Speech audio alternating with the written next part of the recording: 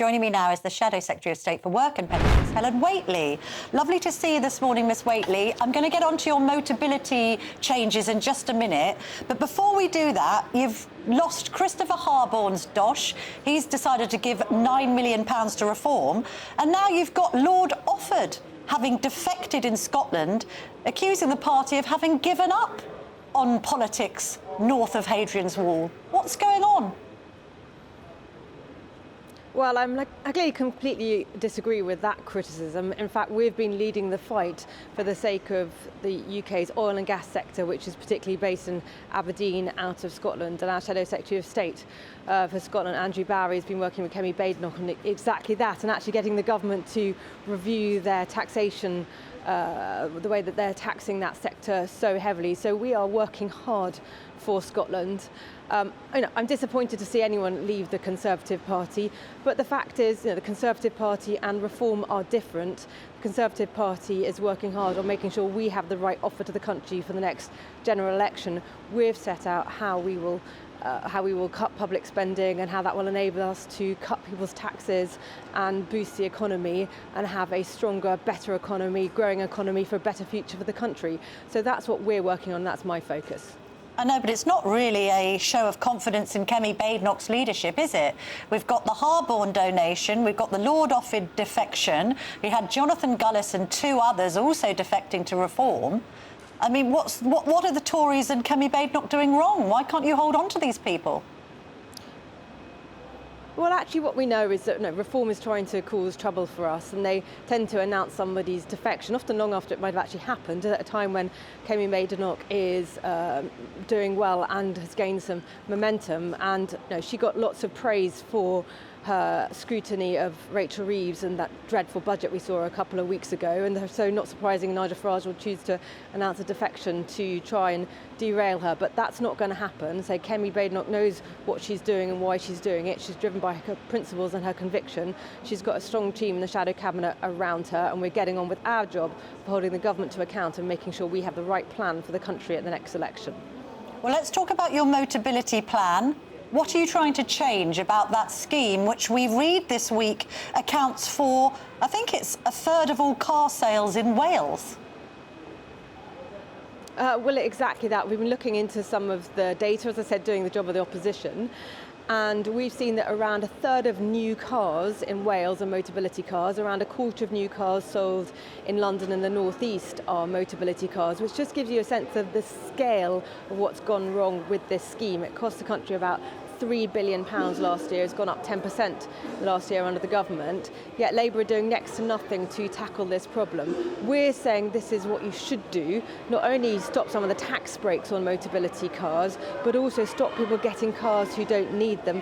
Particularly, you shouldn't be getting cars, we've seen examples of things like acne, tennis elbow, ADHD, things like that. That is not what the scheme is for. And this is so, and people feel angry about this, how unfair it is. You have people who've just seen their taxes go up in the budget, people who can't necessarily even afford a car themselves, paying for somebody who lives in their street to have a new car.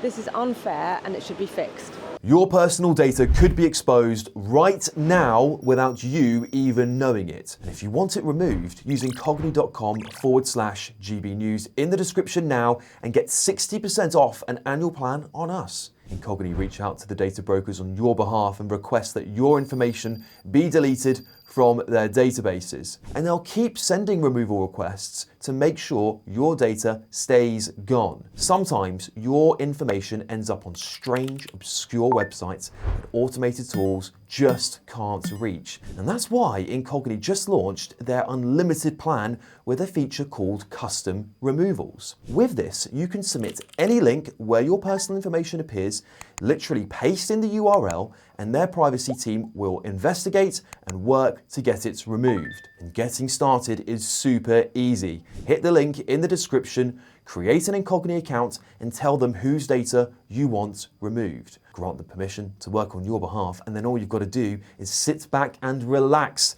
They'll keep you updated along the way. Incogni is totally risk-free for 30 days. If you try it, it's not for you, you'll get a full refund. So take back control of your personal data today with Incogni. Use our code GBNews at checkout via the link in the description, as you'll get 60% off an annual plan. If you want to scrap Motability cars for people, as you say, with conditions like ADHD, mild depression, and in some cases acne, what about PIP payments to those people, Helen Whately? Well, yes, the two things are connected.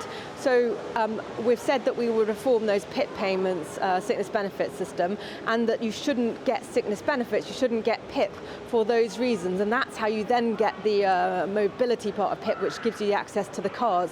So the two things are connected. But one of the things that we're specifically setting out today is we did try and do a reform on this back in 2017, and actually got thrown out by the courts on the grounds of the European Convention on Human Rights. We have announced under Kemi Badenoch's leadership that we would leave the European Convention on Human Rights, and that would mean that wouldn't get in the way of us being able to do this, to make this really important change as part of the overall reform we want to do to fix that sickness benefit system, which is so broken. The trouble is, though, the Tories are pledging to try and bring the welfare bill down by 23 billion. Okay, there can be an argument about the fact that it did go up under your watch as well as under Labour.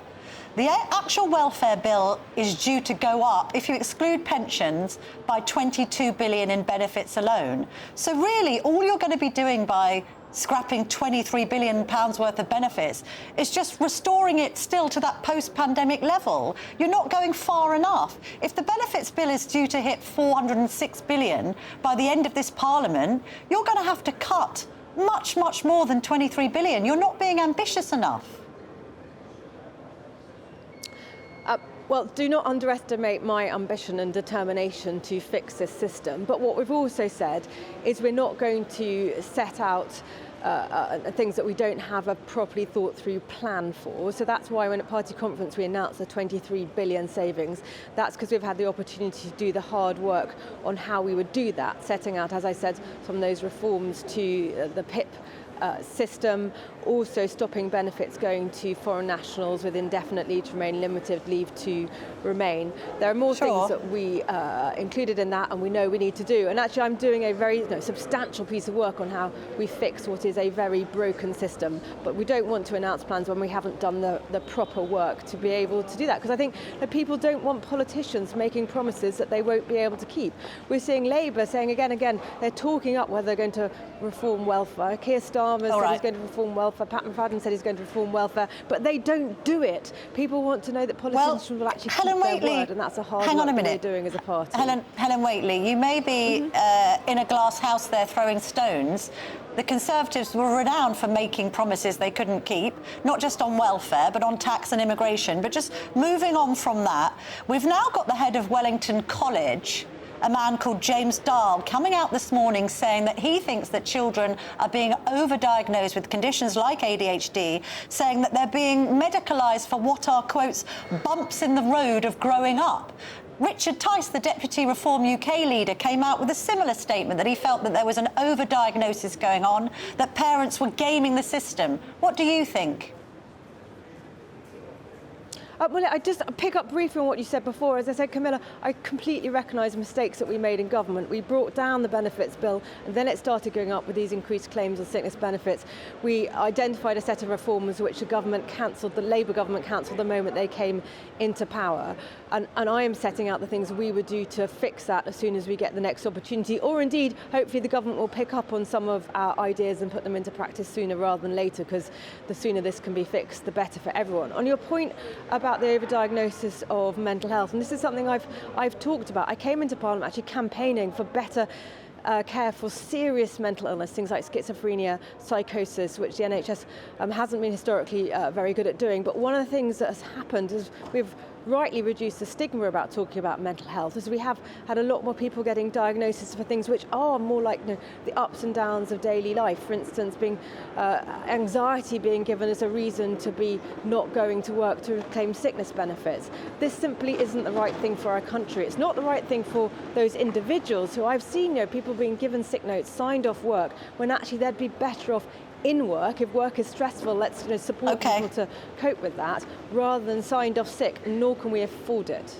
All right. I know you and Reform don't always see eye to eye, but I would assume, as good Democrats, so to speak, that the Conservatives will be supporting Nigel Farage in his legal challenge against Labour for postponing these mayoral elections in May. Well, James Cleverly, our Secretary of State, and Kemi Badenoch, our Shadow Secretary of State for Communities, Local Government, and Kemi Badenoch have both said that we think the government was wrong to cancel these elections. They shouldn't be denying democracy. So we've been quite clear that we disagree with the government on this. I know, but as the opposition party, you should be throwing your weight behind any legal challenge. This is an assault on democracy. Voters will argue this is shutting 5 million people out from having their say in those areas of the south of England. Well, I'm not going to sort of jump on Nigel Farage bandwagon and say I'm a Conservative MP, not a member of Reform. And I'm supporting Kemi Badenoch as my leader, holding the government to account. Nigel Farage, I'm sure, will do things his own way. All right. Helen Whately, thank you very much indeed for joining me this morning. Great to see you. Thank you very much.